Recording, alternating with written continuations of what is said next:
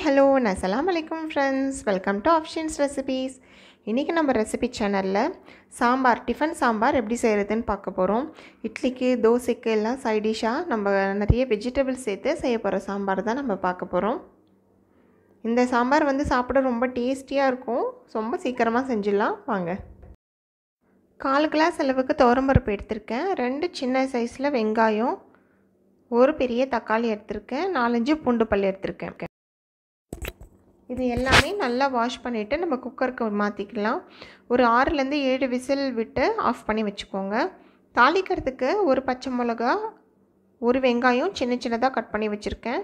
நான் பாதி தக்காளி எடுத்திருக்கேன். சின்ன தக்காளியாக இருந்தால் 1 போட்டுக்கலாம். கருவேப்பிலை, கொத்தமல்லி தழை எடுத்து வச்சுருக்கேன். நான் அதில் கொஞ்சம் நிறைய வெஜிடபிள்ஸ் கலந்து செய்ய போகிறேன். அதனால் கத்திரிக்காய், பீன்ஸு, கேரட்டு ப்ளஸ் கொஞ்சம் சுரக்காய் சேர்த்துருக்கேன்.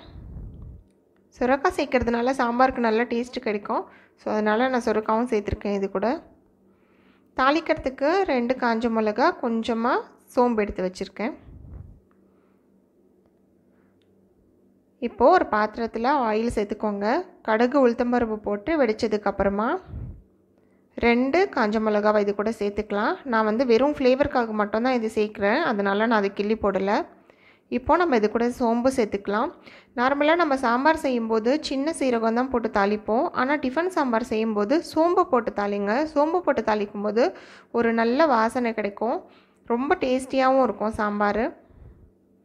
இப்போது நம்ம வச்சுருக்க பச்சை மிளகா, கருவேப்பிலை, வெங்காயம் எல்லாமே போட்டு நல்லா தாளிச்சிடலாம்.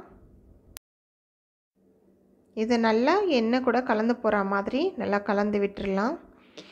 நல்லா கலந்து விட்டுட்டு இந்த சாம்பாருக்கு தேவையான அளவு சால்ட்டை நம்ம இப்போயே சேர்த்துக்கலாம். வெங்காயம் கொஞ்சம் சீக்கிரமாக வதங்கும். சால்ட்டு, வெங்காயம் கொஞ்சம் வதங்கினதுக்கப்புறமா நம்ம கட் பண்ணி வச்சுருக்க தக்காளியும் சேர்த்துக்கலாம். சேர்த்துட்டு இதையும் நல்லா கலந்து விட்டு தக்காளி கொஞ்சம் வேகட்டும். தக்காளி வெந்ததுக்கப்புறமா நம்ம நறுக்கி வச்சுருக்க வெஜிடபிள்ஸ் எல்லாமே இது கூட சேர்த்துக்கலாம்.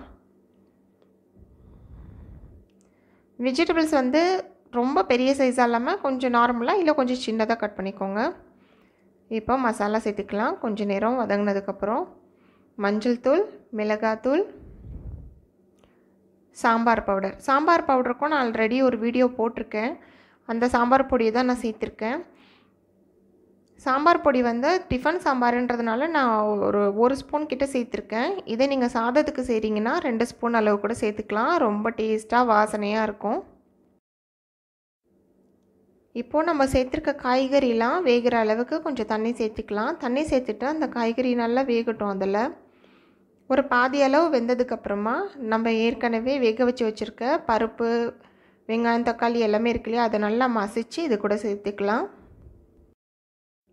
ரொம்ப கெட்டியாக இருக்க மாதிரி இருக்குன்னா கொஞ்சம் தண்ணி கூட சேர்த்துக்கலாம். சேர்த்துட்டு இதை நல்லா கொதிக்க விடணும். அந்த வெஜிடபிள்ஸ் பாதி வெந்திருக்கு. இன்னும் நல்லா ஃபுல்லாக வெந்து போகிற அளவு நல்லா கொதிக்க விடுங்க. நான் இதில் புளி சேர்க்க போகிறது கிடையாது. நார்மலாக நம்ம டிஃபனுக்கு செய்கிற சாம்பாரில் புளி சேர்த்தோன்னா அது சாதத்துக்கு போட்டு சாப்பிட்ற சாம்பார் மாதிரி ஆகிடும். அதனால் புளி சேர்க்காம அப்படியே செஞ்சால் தான் ரொம்ப டேஸ்ட்டாக இருக்கும் இட்லி, தோசைக்கு, டிஃபனுக்கெலாம் சாப்பிட்றதுக்கு.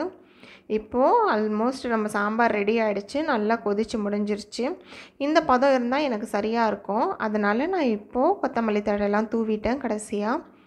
அந்த மாதிரி பெருங்காயத்தையும் லாஸ்ட்டாக இறக்கும்போது இந்த மாதிரி தூவி கலந்து விட்டு இறக்கிடுங்க. அப்போ அந்த வாசனை ரொம்ப நல்லாயிருக்கும் சாப்பிடும்போது. பெருங்காய வாசனையெல்லாம் பாருங்கள். நம்மளுடைய டிஃபன் சாம்பார் ரொம்ப சூப்பராக ரெடி ஆகிடுச்சு. வெஜிடபிள்ஸ் எல்லாம் சேர்த்து பண்ணது. நீங்கள் வீட்டில் கண்டிப்பாக ட்ரை பண்ணி பாருங்கள். ட்ரை பண்ணி பார்த்துட்டு எப்படி இருக்குது இந்த சாம்பார் அப்படின்னு சொல்லிவிட்டு எனக்கு கமெண்ட்டில் சொல்லுங்கள். இந்த வீடியோ உங்களுக்கு பிடிச்சிருந்தா லைக் பண்ணுங்கள், ஷேர் பண்ணுங்கள். அண்ட் மறக்காமல் அஃப்ஷீன் ரெசிபீஸ்க்கு சப்ஸ்கிரைப் பண்ணிவிடுங்க. Thank you friends.